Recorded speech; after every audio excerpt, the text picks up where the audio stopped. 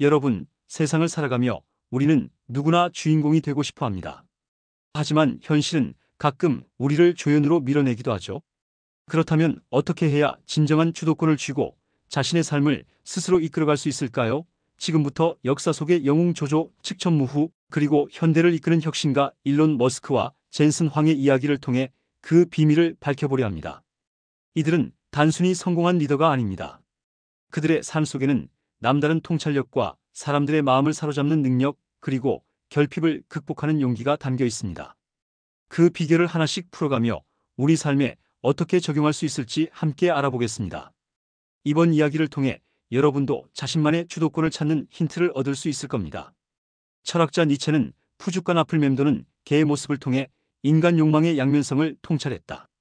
개는 고기를 당장이라도 뜯어먹고 싶어 하지만 주인의 손에 들린 칼이 두려워 차마 푸주간 안으로 들어가지 못한 채 그저 주위를 서성거리며 짖기만 한다.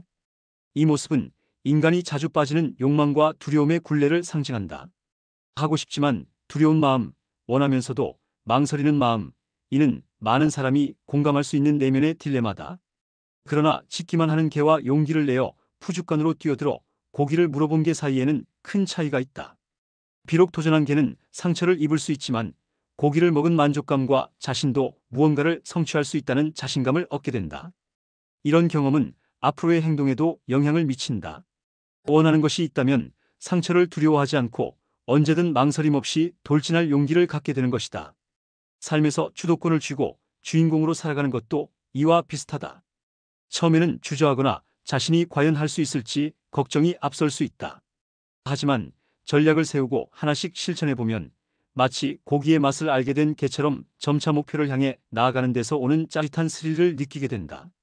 언제까지 다른 사람의 이야기를 빛내주는 조연으로만 머물 것인가? 나는 내 역할에 충실했어라는 소소한 위안에 머무는 대신 나는 내 삶에 충실했어라는 자부심을 위해 과감히 뛰어들어보자. 무서운 사냥개처럼 도전하라. 세상이 나를 배신하지 못하게, 오히려 내가 세상을 주도하겠다는 결연한 태도로 나아가자. 조조의 삶에서 돋보이는 주도권의 본질은 바로 배신을 이해하고 통제하는 능력에 있었다. 그의 시대적 배경과 처한 상황은 그 누구보다도 배신에 익숙해질 수밖에 없었음을 보여준다. 당시 원소의 세력이 압도적이었기에 조조 자신도 생존을 보장하기 어려웠던 상황에서 다른 이들이 배신을 선택하는 것은 어찌 보면 필연적이었다. 조조는 이를 받아들이며 말한다. 너희들은 원소에게 가서 보고하라. 나 조조는 그렇게 좁은 도량이 아니라고 말이다. 그는 이미 배신을 하나의 필연적인 현상으로 보고 이를 통제하고 활용하는 방법을 숙고했던 것이다. 조조의 통찰은 단순히 배신을 두려워하거나 회피하는 것이 아닌 그것을 전략적으로 다루는 데 있었다. 배신을 막는 것이 아니라 배신을 예상하고 그 뒤에 숨겨진 인간 본성을 이해하며 이를 자신의 이익으로 연결시키는 방식이었다. 이러한 조조의 태도는 현대에서도 유효하다. 내부의 적은 여전히 가장 큰 위협으로 작용하며 이는 국가의 흥망성쇠나 기업 경영에서도 동일하게 드러난다. 기업의 경우 내부 고발, 기술 유출, 비윤리적 행위 등은 건실하던 기업조차도 한순간에 무너뜨릴 수 있다. 인간관계에서는 더욱 가깝게 다가온다. 내부의 적은 종종 나를 가장 잘 아는 사람들에게서 나온다. 가까운 사람의 배신은 치명적인 상처를 남기며 그 상처는 회복이 어려운 경우가 많다. 그렇다고 해서 배신에 대한 두려움 때문에 인간관계를 단절하거나 사회생활을 피할 수는 없다. 중요한 것은 배신의 본질을 얼마나 잘 이해하고 다룰 수 있는가에 달려 있다. 모르는 것이 두려움을 낳고 익숙하지 않은 것이 나를 상처 입히는 법이다. 배신을 피할 수 없다면 그 원인을 분석하고 그 본질을 이해하며 자신에게 유리한 방향으로 대응하는 것이야말로 주도권을 지키는 핵심이다. 이 점에서 조조는 한 시대를 풍미한 상징적인 인물이다. 그는 간사한 영웅이라 불리며 숱한 비판을 받았지만 그가 보여준 능력과 진격의 행보는 영웅의 전형으로 손색이 없었다. 그의 삶에는 배신이라는 키워드가 끊임없이 등장한다. 어린 시절의 여백사 가족 사건에서 시작해 배신자도 과감히 등용하는 능력주의적 리더십, 그리고 최측근인 순욱의 배신 기미와 죽음까지. 조조는 배신의 위험 속에서도 자신만의 주도권을 확립하며 이를 극복하는 지혜를 통해 역사를 새롭게 써내려갔다. 그는 배신자를 처벌하는 데서 그치지 않았다. 오히려 배신의 의도를 읽어내고 이를 전략적으로 활용하며 자신의 진영을 확장해 나갔다. 이는 단순히 개인적 감정을 억제한 것이 아니라 철저히 현실에 기반한 판단이었다. 그의 통찰은 우리에게 중요한 교훈을 남긴다. 배신은 피할 수 없는 현실이라면 그것을 이해하고 통제할 때 진정한 주도권을 줄 수 있다. 조조가 삼국지의 첫 장을 장식하기에 손색 없는 이유는 단순히 영웅적 업적을 쌓았기 때문만은 아니다. 그는 배신이라는 인간 본연의 두려움을 통제하며 그것을 기회로 전환하는 법을 우리에게 보여준 인물이었기 때문이다. 이는 오늘날에도 여전히 유효한 리더십의 본질이다. 삼국지에서 가장 질 나쁜 악당이자 악인의 대명사를 꼽으라면 단연 동탁이라고 할 수 있다.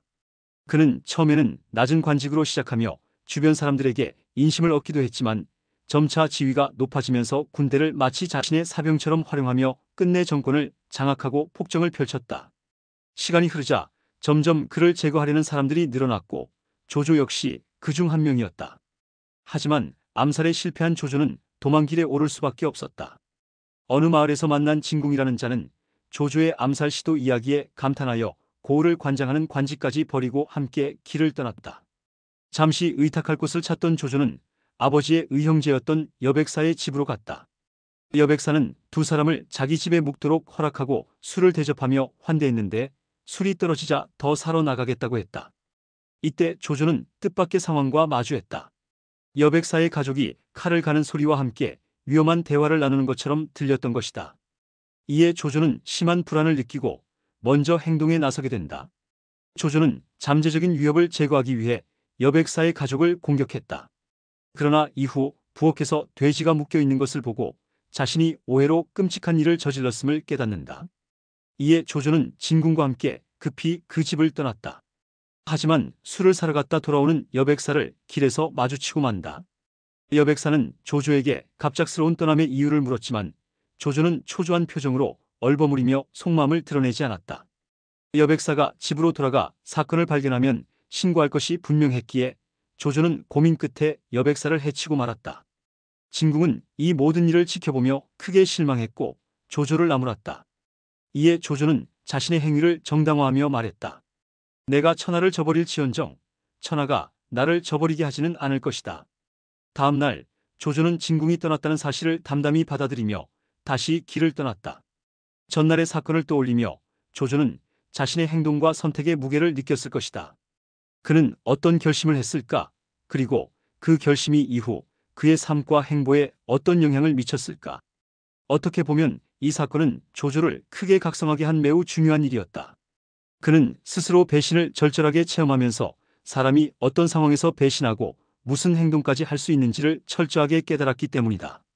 더불어 세상의 모든 사람은 언제든 배신할 준비가 되어 있다는 사실도 이해했을 것이다. 자신도 그렇게 했는데 누군들 못하겠는가?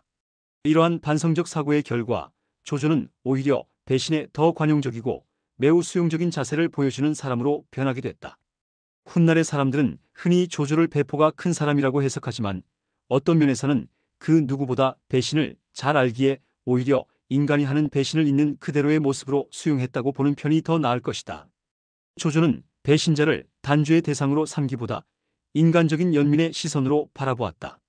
그는 너는 배신을 했으니 나쁜 놈이야라는 단죄보다는 그래, 너도 인간이니 배신을 했겠지라는 이해의 태도를 보였다. 이러한 태도는 조조의 리더십에서 큰 차이를 만들어냈다. 관도에서 원소와 한판 승부를 겨룰 때에도 조조는 이 원칙을 실천했다. 당시 내부에서 원소와 내통했던 여러 명의 배신자가 있었고 전쟁 직전에 이들을 색출해 체포했지만 상황이 너무 급박해져버린 뒤로 미뤄야 했다.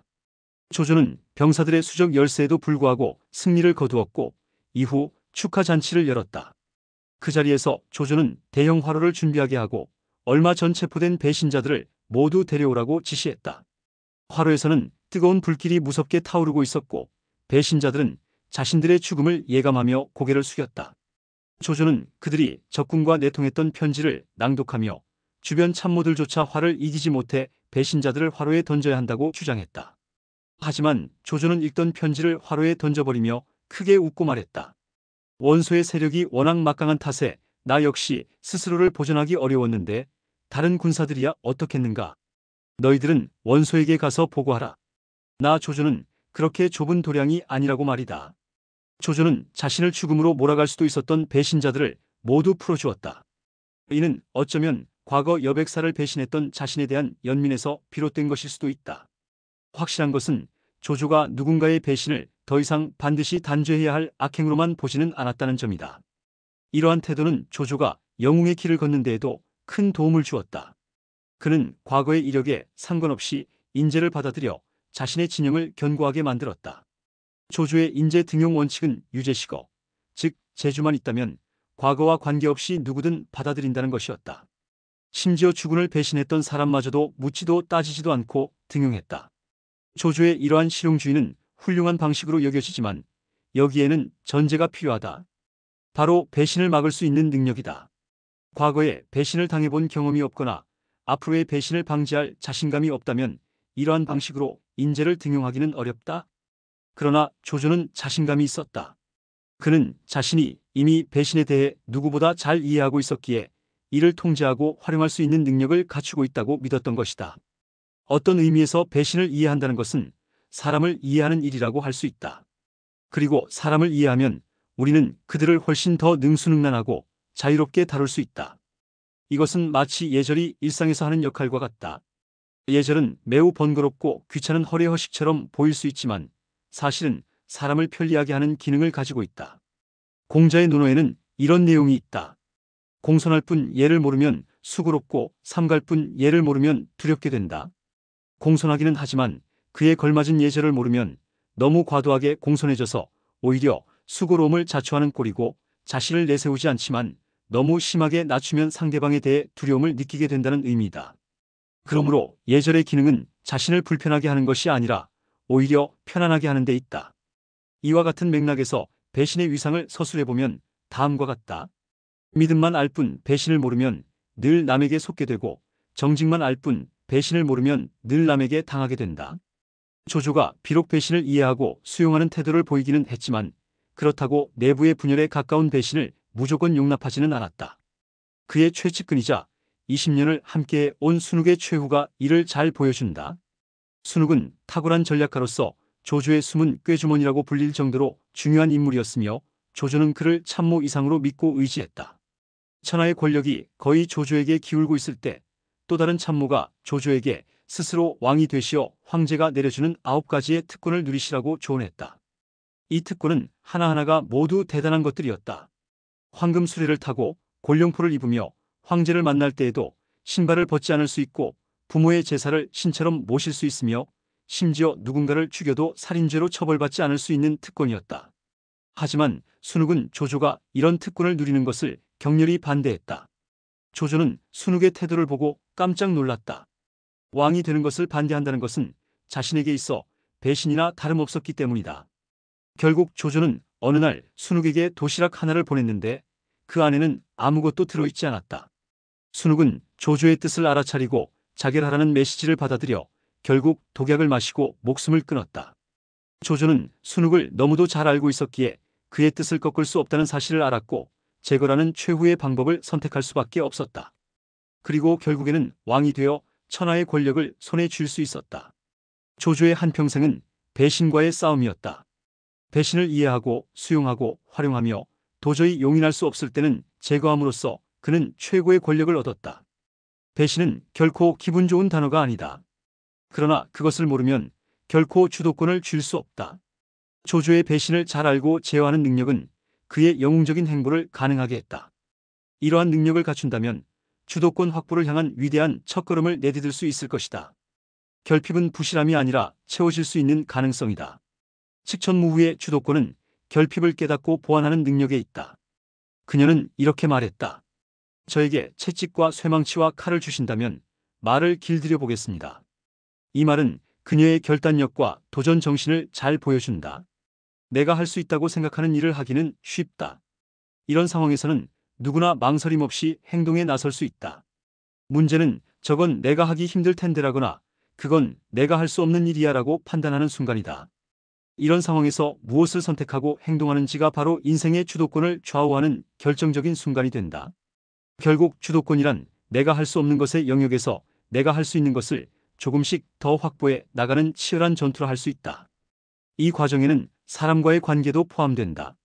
원래 친했던 사람과 친하게 지내는 일은 어렵지 않다. 하지만 나와 다른 분야에서 다른 생각을 하며 살아가는 사람과 친해지기는 쉽지 않다.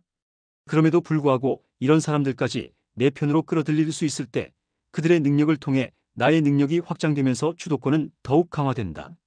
칙천무후는 여성의 권력 진출이 극도로 제한됐던 고대 시기에 역사상 최초로 여자 황제가 된 인물이다. 후궁에서 황제에 이르기까지의 과정은 피 튀기는 궁중암투와 모략의 연속이었다. 하지만 우리가 주목해야 할 것은 그녀가 보여준 주도권 확보의 태도와 전략이다. 한마디로 요약하면 내가 할 수 없다고 생각하는 일을 어떻게 현실적으로 해낼 수 있을지를 고민하고 결핍된 능력을 채우기 위해 모든 방법을 강구하는 것이다.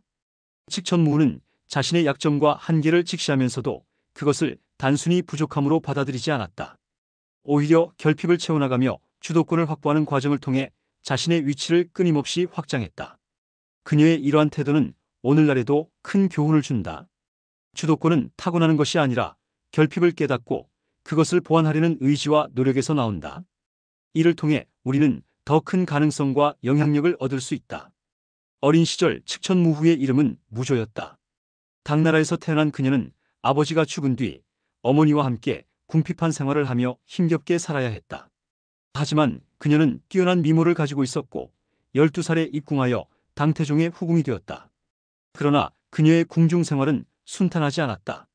춤과 노래에 능하고 문학에도 나름의 실력을 발휘하며 태종의 관심을 끌었지만 여인으로서 사랑받지는 못했다. 결국 왕의 후궁으로 아이를 낳지 못하면 비구니가 되어야 한다는 왕실의 철칙에 따라 한때 절로 쫓겨나는 수모를 겪었다. 이때 그녀는 주도권이 없는 사람은 언제든지 수모를 당할 수 있다는 사실을 뼈저리게 깨달았다. 그녀에게는 주도권 확보에 최적화된 결기가 있었다. 후궁으로 있을 때 서역의 한 나라에서 황제에게 조공으로 말을 바친 적이 있었다. 하지만 그 말은 매우 사나워 신하 중 누구도 고삐를 잡거나 길들일 엄두를 내지 못했다. 이에 태종이 직접 나서 말을 길들일 방법을 묻자 무조가 나서서 저에게 3가지 물건을 주신다면 말을 길들여 보겠습니다라고 말했다. 태종이 무엇이 필요한지 묻자 그녀는 이렇게 대답했다. 채찍과 쇠망치와 칼입니다. 우선 가죽이 벗겨질 때까지 때리고 그래도 날뛴다면 쇠망치로 머리를 내리치겠습니다. 그래도 고삐를 잡을 수 없다면 검으로 목을 치겠습니다. 그녀의 강경한 발언에 신하들은 모두 깜짝 놀랐고 태종은 그녀의 강인한 용기와 기계를 칭찬했다고 전해진다. 칙천무후의 이러한 발상은 내가 할 수 없는 일이라고 하더라도 체념하지 않고 반드시 방법을 찾겠다는 의지의 표현이었다. 그녀는 건장한 남자들도 감당하지 못했던 사나운 말을 연약한 여자의 몸으로 제압할 수 있다고 믿지는 않았다. 대신 채찍, 쇠망치, 칼이라는 수단을 통해 자신의 결핍을 보완하려 했고 이를 디딤돌로 삼아 목표를 향해 나아갔다. 이후에도 그녀는 수단과 인프라를 확보하는 데 심혈을 기울였다. 궁중의 최고 실력자가 되기 위해서는 궁중 내의 고급 정보를 꿰뚫고 있어야 했다. 하지만 혼자의 힘으로는 정보에 접근하는 것조차 어려웠다. 이를 타개하기 위해 그녀가 선택한 방법은 환관과 궁녀를 포섭하는 것이었다. 이들을 통해 궁중의 고급 정보를 수집하며 주도권을 점차 확장해 나갔다. 황제의 자리에 오른 뒤에도 그녀의 전략은 변하지 않았다. 그녀는 파격적인 인사제도를 도입해 신진 세력을 구축하는 데 심혈을 기울였다. 전례 없는 여성 황제가 된 그녀는 궁중 내에 강력한 반대 세력을 예상했고 이를 극복하기 위해 학벌과 가문을 따지지 않고 능력 있는 인재들을 발탁했다. 그녀는 충성을 바칠 수 있는 청렴하고 유능한 인물들을 끌어모아 친위 세력을 구축하며 자신의 권력을 더욱 공고히 했다. 칙천무후의 이러한 태도와 전략은 결핍을 보완하고 자신의 약점을 강점으로 전환하며 역사를 새롭게 써내려간 사례로 남아있다. 우리는 가끔 나의 현재 상태가 나의 미래 상태를 결정한다는 착각에 빠지곤 한다. 하지만 현재와 미래 사이에는 수많은 변수가 있으며 자신의 결핍을 채울 수 있는 시간과 기회는 얼마든지 있다. 중요한 점은 하면 된다와 같은 단순한 태도가 아니라 어떻게 하면 될까를 고민하는 자세다. 자신의 부족한 점을 파악하고 이를 보완하기 위해 강하게 질주한 현대의 경영자를 꼽으라면 단연 아마존의 창업자 제프 베조스를 들 수 있다. 제프 베조스는 칙천무후처럼 결단력 있는 리더십을 발휘하며 자신의 목표를 향해 나아갔다. 그는 우두머리 수컷 엘퍼 메일이라고 불릴 정도로 고집이 세고 빈틈을 보이지 않는 성향을 가지고 있다. 원하는 방향으로 일이 진행되지 않을 경우 그는 강한 분노를 표출하기도 했다. 때로는 왜 당신이 나의 소중한 인생을 낭비하고 있는 거냐라며 직원을 조롱할 정도로 강압적인 리더십을 보였다. 또한 업무 강도가 높아 최악의 CEO라는 불명예를 얻기도 했다. 하지만 그는 자신의 약점을 명확히 인식하고 이를 보완하기 위한 방법을 누구보다 잘 알고 있었다. 사업 초기 그는 적자를 감소하며 시장을 확장하고 소비자를 확보하는 데 주력했다. 초기 인터넷 서점 시절 베조스는 베스트셀러를 정가보다 약 40% 저렴하게 판매하며 거의 이윤을 남기지 않았다. 이는 바르게 실행해서 크게 만들자겟 비그 패스트라는 그의 전략의 일부였다. 단기적으로는 손해를 보더라도 큰 시장을 만들어내면 장기적으로 더 큰 이익을 얻을 수 있다고 판단했기 때문이다. 소비자의 충성심 확보 역시 그의 주요 전략 중 하나였다. 아마존의 초창기에는 고객의 성향에 맞춘 맞춤형 광고 이메일을 통해 상당한 매출을 올렸다. 그러나 어느 순간 베조스는 과도한 광고가 오히려 소비자의 충성심을 떨어뜨릴 수 있다는 점을 깨닫고 반대를 무릅쓰고 맞춤형 광고 이메일을 중단하는 결단을 내렸다. 이러한 결정은 회사 내부에서 제프 베조스가 고객을 위해 무엇을 할지 알 수 없다는 걱정을 불러일으키기도 했다. 그는 비용 절감에도 철저했다. 회사 식당에서는 커피와 바나나만 무료로 제공했으며 이면지를 활용하지 않은 직원에게는 눈총을 주기도 했다. 이러한 노력 끝에 그는 창업 이후 기업 가치를 1000배 이상으로 끌어올리며 아마존을 세계 최강의 전자상거래 업체로 성장시켰다. 그의 행보는 그 어떤 희생을 감수하고 황제의 자리에 오른 측천무후의 모습과도 닮아있다. 제프 베조스의 성공은 결핍을 극복하고 장기적인 관점에서 목표를 실현하는 과정이 얼마나 중요한지를 보여준다. 현재의 상태에 머무르지 않고 결핍을 보완하려는 노력과 창의적인 접근이 미래의 성취를 결정짓는 핵심이라는 점에서 그의 이야기는 우리에게 큰 영감을 준다. 살다 보면 희생을 감수해야 할 때가 있다. 하나를 얻기 위해서는 하나를 잃어야 한다는 말처럼 희생과 고통 없이는 원하는 목표에 도달하기 어려울 때가 많다. 고통스러운 육체의 계책이라는 뜻의 고육지가 이를 잘 보여준다. 이 전략은 특히 자신이 가진 것이 별로 없는 결핍의 상황에서 더욱 절실히 필요하다. 삼국지에서 조조의 100만 대군에 맞선 연합군의 총사령관 주유는 걱정과 고민에 휩싸였다. 현재 상태로는 도저히 조조의 군대를 이길 방법이 보이지 않았기 때문이다. 결국 조조를 속이기 위한 계책을 떠올렸지만 백전노장인 조조가 쉽게 속을 리 없었다. 이때 주유의 부하 황계가 항복을 제안했고 그것이 주유의 분노를 사서 곤장을 맞는 척하는 거짓 쇼를 계획했다. 황계는 무려 100여 대의 곤장을 맞으며 엉덩이가 허물어지고 몇 번이나 까무러치는 고통을 감내해야 했다. 그러나 이러한 장면을 연출함으로써 조조를 속이는 데 성공했고 주유의 연합군은 결국 큰 승리를 거둘 수 있었다.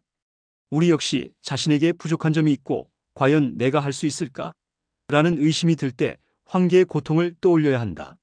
부족한 것을 채우기 위해서는 적합한 수단을 찾아야 하고 그 수단을 자신의 것으로 만들기 위해서는 고통을 감내할 필요가 있다. 이러한 과정에서 비로소 측천무후가 보여준 결핍을 깨닫고 보완하는 능력이 강해지고 우리는 한 단계씩 더 높이 전진할 수 있을 것이다. 하수는 난장판을 만들며 싸우지만 고수는 소리 없이 이긴다. 가후의 주도권은 배후를 쥐고 흔드는 능력에서 나온다. 죄송합니다. 잠시 원소와 유포 부자를 생각하느라. 라는 그의 말은 가후의 전략적 사고와 내면의 깊이를 보여준다. 주도권은 앞에 나서서 목소리를 높이고 주먹을 휘두른다고 해서 확보되는 것이 아니다. 지나친 의욕은 오히려 난장판을 만들고 그 과격함이 주변의 경계를 불러일으킬 수 있다. 반면 더 강력한 주도권은 배후를 쥐고 흔드는 능력에서 비롯된다. 이는 표면이 아닌 심층의 흐름을 공략하는 전략으로 앞에 나서지 않고도 원하는 상황을 만들어내고 소리 없이 이기는 방법이다. 마치 팔다리를 마구 움직여 힘겹게 헤엄치는 대신 강물의 거대한 흐름에 몸을 맡기면 훨씬 적은 노력으로 강한 추진력을 얻는 것처럼 가후는 자신의 전략적 위치를 통해 주도권을 확보했다. 삼국지의 마니아들 중 가후를 좋아하는 사람들이 많은 이유도 여기에 있다. 적지 않은 역사가들이 가후를 제갈공명보다 뛰어난 전략가이자 처세술의 달인으로 평가한다. 역사 속에서 탁월한 참모들조차 주군이나 주변 경쟁자들에 의해 비참한 최후를 맞는 경우가 많다. 그러나 가훈은 5명의 주군을 섬기며 77세라는 당시로서는 장수한 나이에 자신의 집에서 편안하게 생을 마감했다. 그가 이렇게 할 수 있었던 이유는 단순하다. 그는 대이명분이라는 누구도 거역할 수 없는 거대한 흐름을 자신의 추진력으로 삼았고 스스로가 만든 방해물에 걸려 넘어지지 않도록 사전에 철저히 대비했다. 가후의 사례는 주도권이란 단순히 겉으로 드러난 힘에서 나오는 것이 아니라 보이지 않는 흐름을 통제하고 활용하는 능력에서 비롯된다는 것을 보여준다. 이는 오늘날에도 유효한 교훈으로 진정한 리더십은 난장판 속에서 싸우는 것이 아니라 조용히 흐름을 제어하며 소리 없이 승리를 거두는 데 있다. 가후의 출발은 그다지 보잘것없었다. 그는 중원에서 멀리 떨어진 변방의 평범한 가정에서 태어났고 비록 한때 관직을 얻기는 했지만 병이 생겨 그마저도 그만두게 되었다. 재주가 없었던 것은 아니었지만 운이 따르지 않아 오랜 무명의 세월을 보냈다. 그러나 동탁의 신하가 되면서부터 그의 능력이 조금씩 빛을 발하기 시작했다. 오랜 무명의 시간이 오히려 그의 내공을 키운 것일까? 가후가 선택한 가장 실천적인 지혜는 바로 대의명분이었다. 그는 빠르고 현실적인 이익도 중요하다고 여겼지만 대의명분이야말로 주도권을 장악하는 최적의 무기라고 생각했다. 가후가 동탁의 부하로 있을 때였다. 동탁이 암살당한 뒤 장수들은 군대를 해산하고 도망가려 했다. 이때 가후는 장수들을 설득해 동탁을 살해한 무리를 공격하도록 했으며 그 결과 정권을 장악했다. 가후가 제일 먼저 한 일은 대의명분을 세우고 이를 세상에 공표하는 것이었다. 천자를 받들어 천하를 편안하게 한다는 대의명분은 혹시 있을지 모를 반격과 백성들의 불만을 잠재우는 데 효과적이었다. 이후 가후가 장수를 모시고 있을 때 원소나 조조와 동맹을 맺어야 할 선택의 기로에 섰다. 가후는 조조와 동맹을 강력히 주장했다. 그 이유는 조조가 황제를 데리고 있으니 이는 대의명분에 맞다는 것이었다. 가후의 주장을 들은 장수는 조조와 동맹을 맺고 성대한 환영을 받았다. 이처럼 가후는 항상 선택의 순간이나 위기 상황에서 대의명분을 최우선으로 삼았고 그것을 따르는 데 주저하지 않았다. 대의명분은 오늘날에도 우리의 주도권 장악에 큰 도움이 된다. 내 생각은 이거야라거나 나는 이걸 하고 싶어라고 하면 상대방이 쉽게 반박할 여지를 남길 수 있다. 그러나 이렇게 하는 것이 맞는 것 아니야? 또는 사람이라면 누구나 이렇게 해야 하지 않을까? 라고 말하면 이는 쉽게 부정하기 힘든 논리가 된다. 이는 나라는 개별성에 의지하기보다는 정당성과 보편성이라는 대의명분에 기반을 두는 것이 훨씬 더 강력한 힘을 발휘하기 때문이다. 이러한 접근은 불필요한 말싸움을 줄이고 대립이 격화되는 일을 막을 수 있다. 가후가 보여준 것처럼 대의명분은 단순히 명분 이상의 가치를 가지며 효과적인 설득과 주도권 장악의 핵심 전략이 될 수 있다. 가후의 또 다른 특징은 강하게 직접적으로 상대방을 압박하지 않고 흥미로운 주제를 던져 부드럽게 자극한다는 것이다. 그 결과 상대가 스스로 문제를 해결할 수 있도록 유도한다. 그가 훗날 왕이 된 조조를 모실 때의 일화가 이를 잘 보여준다. 조조가 장남 조비와 둘째 조식 중 누구를 후계자로 삼는 것이 좋겠냐고 물었을 때 가후는 곧바로 대답하지 않고 멀뚱멀뚱 하늘만 쳐다보았다. 조조가 무슨 생각을 하시오? 라고 재차 묻자 그제야 가후는 이렇게 대답했다. 죄송합니다. 잠시 원소와 유표 부자를 생각하느라. 이 말을 듣고 조조는 크게 웃음을 터뜨렸다. 원소와 유표는 모두 장남을 후계자로 세우지 않아 내분으로 망했던 인물들이었기 때문이다. 가후는 강하고 빠른 직구 대신 휘어지는 커브를 던져 상대가 스스로 문제를 해결하게 만드는 방식을 선호했다. 이는 드러나지 않으면서도 협상과 조정을 통해 자신이 원하는 결과를 이뤄내는 마쿠 정치를 연상케 한다. 현실에서도 이러한 마쿠 정치는 배후를 쥐고 흔드는 능력을 가능하게 한다. 자신과 주도권을 다투는 사람에게 접근해 왜 이런 문제가 생겼는지 그리고 어떻게 해결해야 하는지 허심탄회하게 이야기해 보자라고 제안하는 방식이다. 상대의 원하는 것과 지키고 싶어하는 것을 파악하고 이에 대한 힌트를 제공하면 대립 없이도 문제를 해결할 수 있다. 이는 격렬하게 부딪히지 않으면서도 격렬한 문제를 해결하는 일종의 소리 없는 아우성이다. 영국의 조직문화 컨설턴트이자 정치 분석가인 이언 레슬리는 격렬한 의견 대립은 문제를 해결하기보다 오히려 회피하는 결과를 낳는다고 지적한다. 우리의 뇌는 대립 상황에서 이미 자신이 공격받고 있다고 느끼며 신체적 위협을 받을 때와 동일한 뇌 부위가 활성화된다. 이러한 상황에서 우리는 본능적으로 회피하려 하며 그중 하나가 상대방에게 비난을 퍼붓는 것이다. 이는 자신의 논리를 보호하려는 시도지만 결국 문제 해결보다는 악감정만 남기게 된다. 따라서 가장 현명한 방법은 상대방의 호기심을 자극해 스스로 생각하도록 유도하는 것이다. 가후가 조조의 질문에 직접 대답하지 않고 원소와 유표 부자를 생각하느라 라고 말한 것은 흥미를 유발하고 조조가 스스로 문제를 해결하도록 한 대표적인 사례다.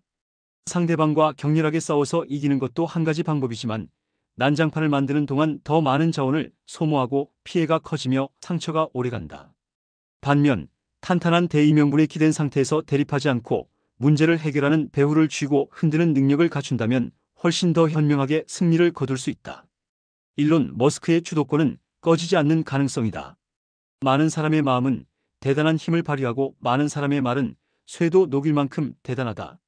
주도권의 본질 중 하나는 집단의 힘을 나의 힘으로 전환하는 능력이라고 할 수 있다. 사람들의 관심과 지지를 끌어내고 이를 나의 목표에 동참시킴으로써 훨씬 힘찬 전진의 동력을 얻는 것이다. 하지만 이는 일회성으로 그쳐서는 안 된다. 꾸준히 새로운 이슈를 던져 관심을 증폭시키고 자신에게 꺼지지 않는 가능성이 있음을 보여주어야 한다. 그래야만 사람들의 결집력은 더욱 강해지고 성공에 관한 경험이 쌓여 결국 살아있는 레전드가 될 수 있다.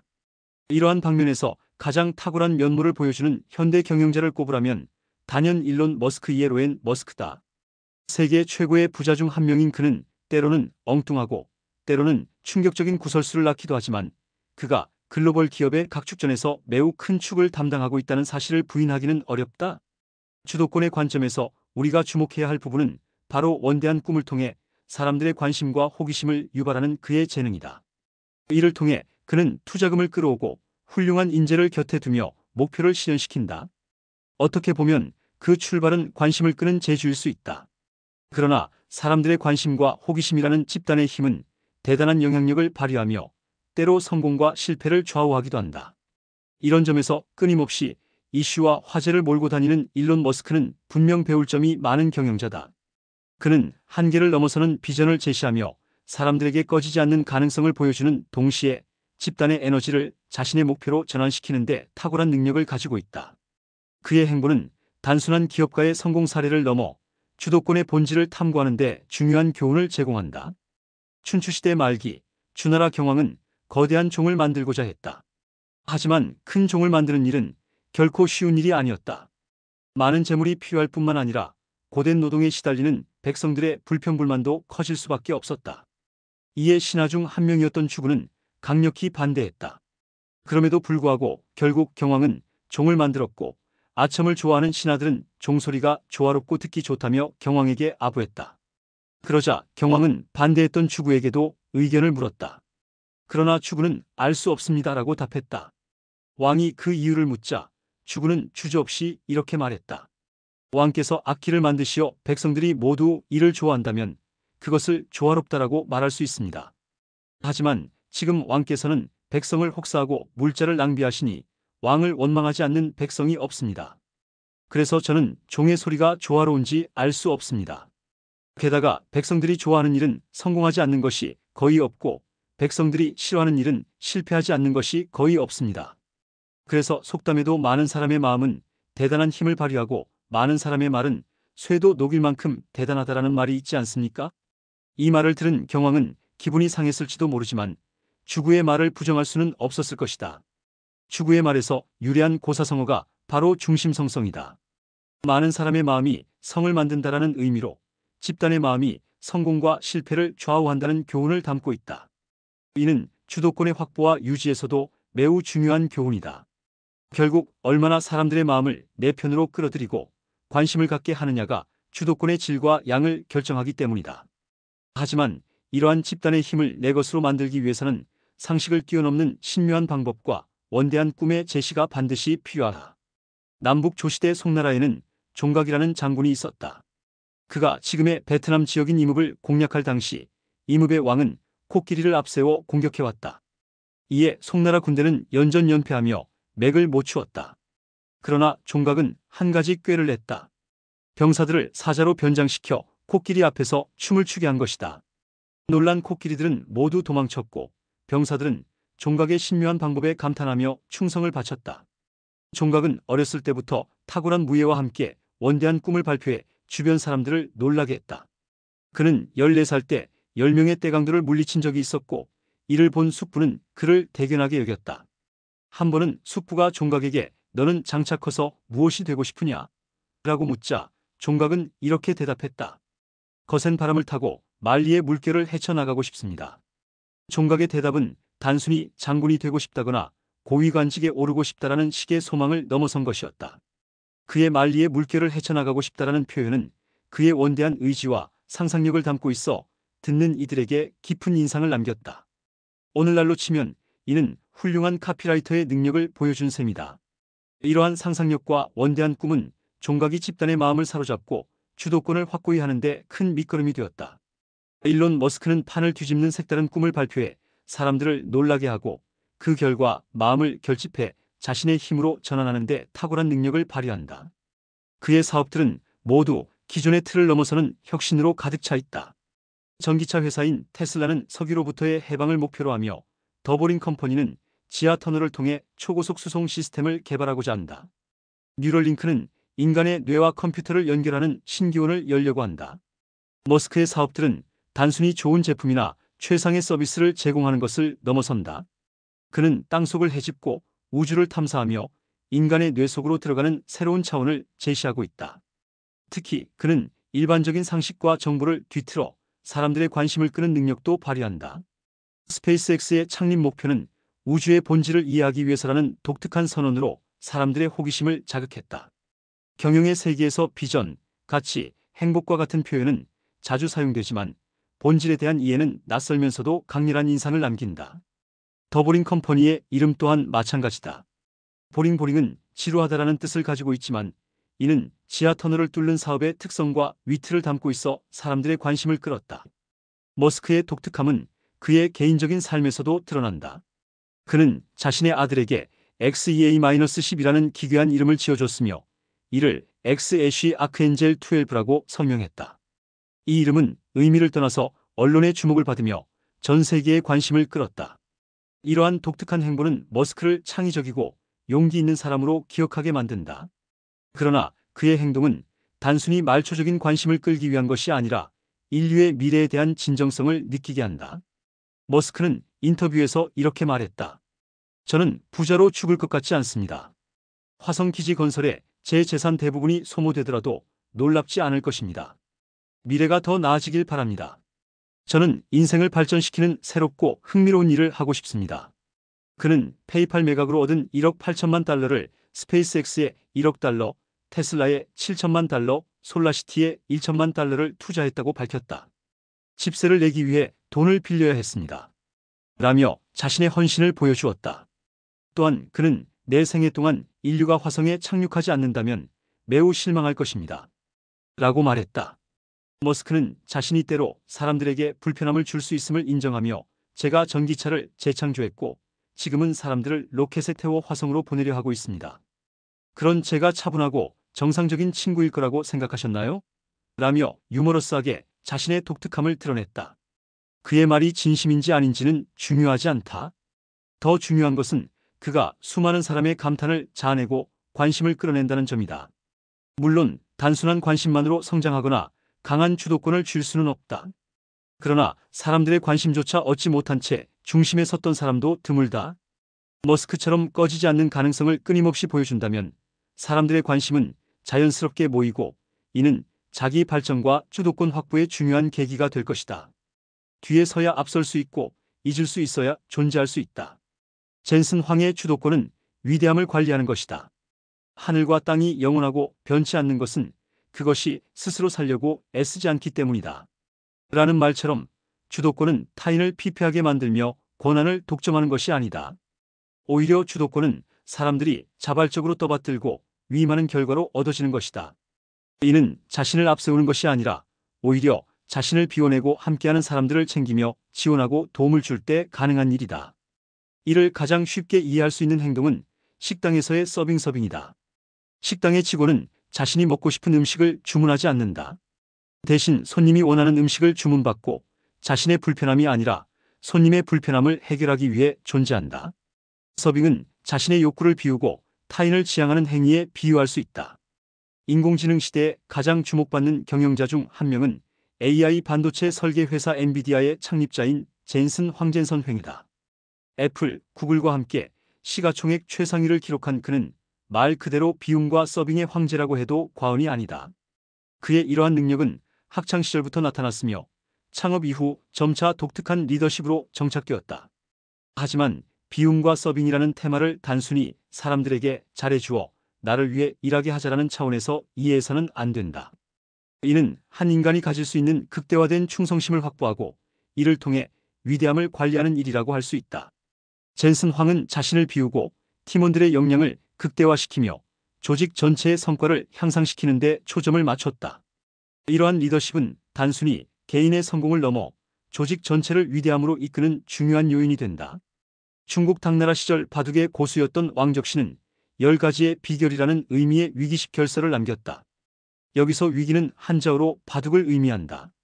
위기십 결 중 네 번째는 기자쟁선으로 당장 자신에게 도움이 될 수 있는 바둑알을 버리고 전체적인 기선 제압을 최우선으로 해야 한다는 가르침을 담고 있다. 이는 단순히 평면적으로 보면 이해하기 쉬운 말이지만 현실에서 실행하기는 매우 어렵다. 기자쟁선에서의 기자는 자식을 버린다는 의미를 내포한다. 이는 기선을 잡는 것이 자식을 버릴 정도로 중요하고 어려운 일이라는 것을 암시한다. 그러나 역설적으로 버리고 비우는 일은 생명력을 담보하며 이를 통해 자신을 최강의 능력자로 만드는 길이 된다. 노자의 도덕경은 이러한 비움의 지혜를 전하는 고전적 사례로 꼽힌다. 제7장에서는 하늘은 영원하고 땅은 변치 않는다.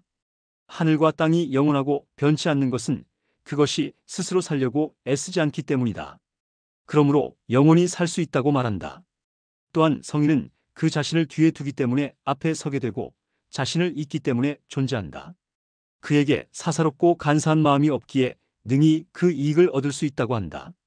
이는 뒤로 물러나야 앞설 수 있고 간사하지 않아야 이익을 얻을 수 있다는 원리를 설명하며 기자쟁선의 철학을 반영한다. 노자는 도덕경 제11장에서 비움의 가치를 보다 구체적으로 설명한다. 30개의 바퀴살이 하나의 바퀴에 모여 있는데 그 바퀴 속 텅 빈 공간에 의해서 술의 쓰임이 있는 것이요. 진흙을 이겨서 그릇을 만드는데 그 그릇 안에 텅 빈 공간에 의해서 그릇에 쓰임새가 있는 것이요. 집에 구멍을 뚫어 창문을 내는데 그 창문 틀의 빈 공간으로 인해 방 안에 쓰임새가 있는 것이요. 그래서 있음 유의 유익함은 없음 무의 작용에서 나오는 것이다. 이는 있음이 없음으로 완성된다는 것을 의미한다. 결국 충만과 완벽은 비움의 뿌리를 두고 있으며 이러한 철학은 바둑의 전략뿐만 아니라 삶의 모든 영역에서 적용할 수 있는 깊은 통찰을 제공한다. 때로 고전이 전하는 여러 지혜는 듣기 좋고 의미도 깊지만 현실 세계에서 실천하기에는 고리타분하다고 여겨질 수 있다.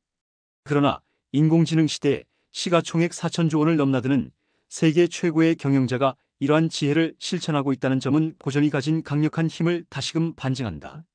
먼저 주목할 것은 젠슨 황의 나이다. 그의 셀럽에 가까운 인기와 트레이드마크인 가죽 재킷은 젊고 활기찬 이미지를 준다.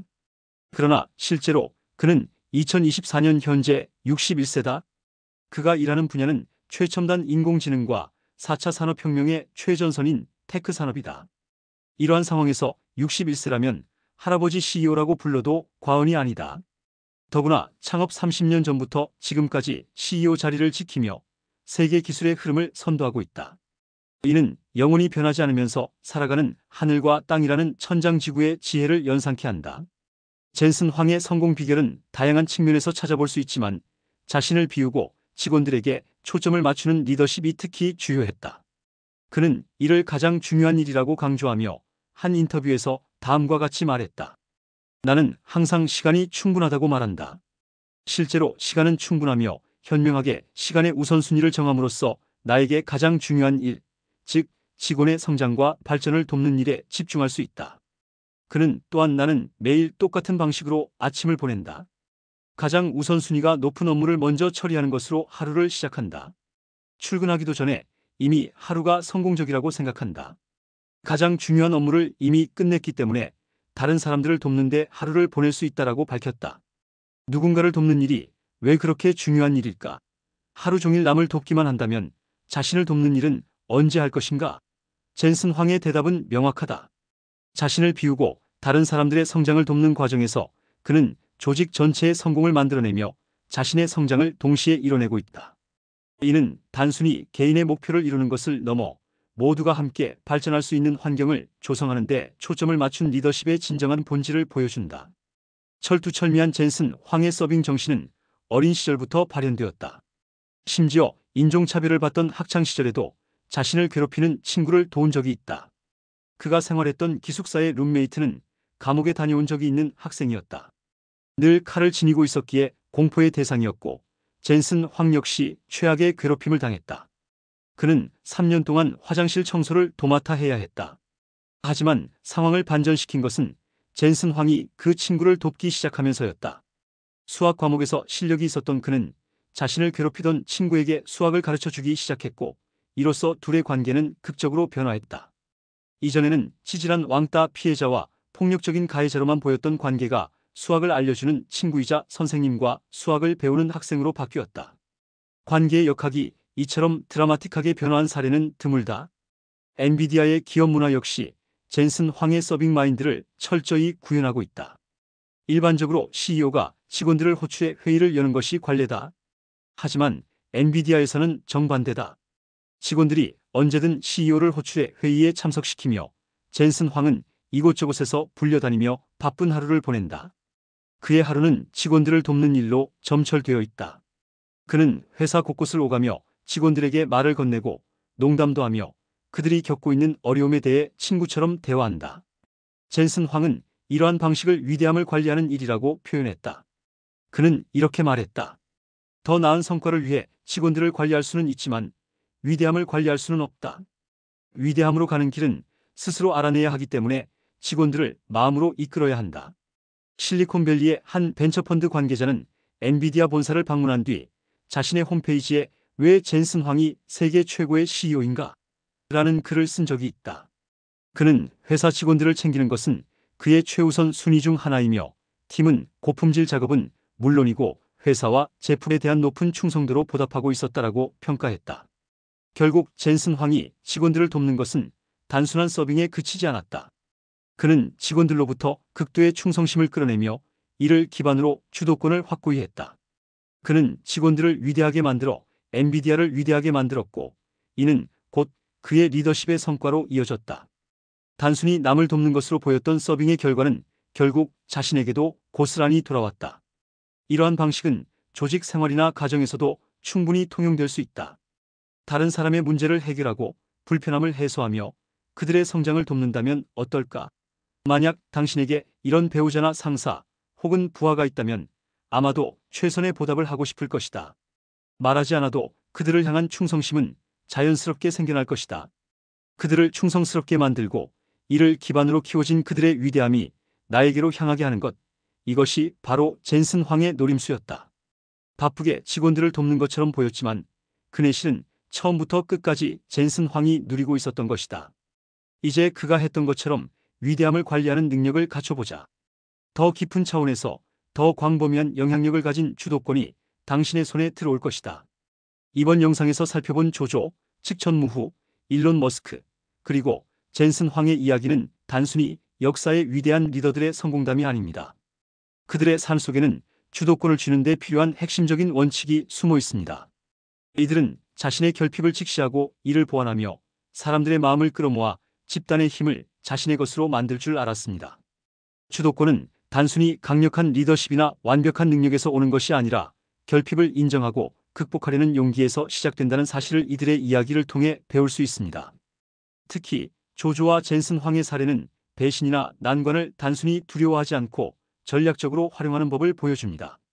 조조는 인간 본성을 이해하고 배신을 통제하며 이를 통해 자신의 세력을 확장했습니다. 젠슨 황은 사람들을 돕고 서빙하며 조직 전체의 충성심을 끌어내어 단순한 CEO의 역할을 넘어 위대함을 관리하는 리더로 자리 잡았습니다. 주도권이란 결국 자신이 가진 것을 넘어선 가능성을 상상하고 이를 현실로 만들어가는 과정임을 다시 한번 느끼게 됩니다. 또한 측천무후와 일론 머스크의 이야기는 새로운 시도를 두려워하지 않고 판을 뒤집는 혁신을 추구하는 것이 얼마나 중요한지를 일깨워줍니다. 측천무후는 자신의 약점을 강점으로 바꾸며 여성이라는 한계를 넘어 황제의 자리에 올랐습니다. 일론 머스크는 끊임없는 도전과 상식을 뛰어넘는 비전을 통해 전 세계의 관심을 끌고 이를 자신의 목표 실현의 동력으로 활용했습니다. 그들은 모두 불가능을 가능성으로 바꾼 리더들입니다. 이제 여러분도 자신만의 주도권을 쥘 차례입니다. 중요한 것은 당장의 상황이나 현재의 위치가 아닙니다. 이들이 보여준 것처럼 결핍은 부실함이 아니라 가능성입니다. 결핍을 직시하고 이를 채우기 위해 도전한다면 누구나 자신의 인생에서 주인공이 될 수 있습니다.